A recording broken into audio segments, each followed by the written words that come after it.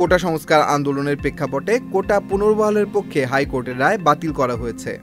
এই বিষয়ে ২১ জুলাই সোমবার শুনানিতে সংবিধানের ১০৪ অনুচ্ছেদের ক্ষমতা বলে কোটা বহালের হাইকোর্টের রায় বাতিল করেন দেশের সর্বোচ্চ আদালত সুপ্রিম কোর্টের আপিল বিভাগ।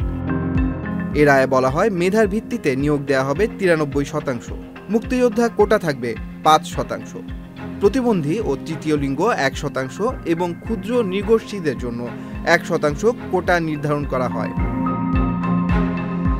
এছাড়া সরকার চাইলে কোটার হার সংস্কার করতে পারবে।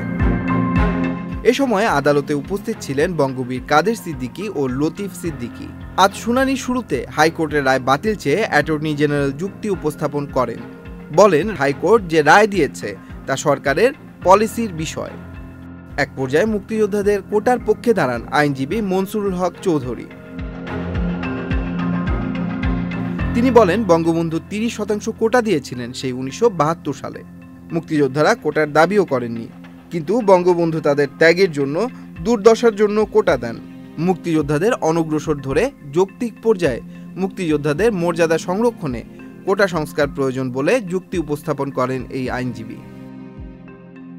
উল্টো দিকে হাইকোর্টের রায় বাতিল চেয়ে রায়কে ত্রুটিপূর্ণ বললেন আইনজীবী তানজিবুল আলম।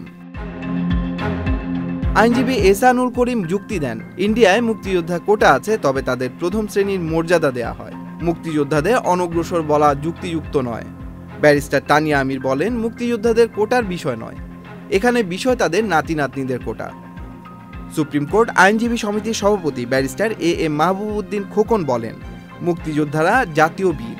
সকাল 10:30 থেকে শুনানি শেষে বেলা 1:30 থেকে রায় পড়া শুরু করেন প্রধান বিচারপতি ওবায়দুল হাসান।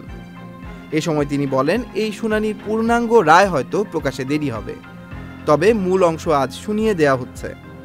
সংবিধানের ১০৪ অনুচ্ছেদের ক্ষমতা বলে কোটা বহালে হাইকোর্টের রায় বাতিল করেন দেশের সর্বোচ্চ আদালত সুপ্রিম কোর্টের আপিল বিভাগ। Tanmoy Mahmud, channel I online.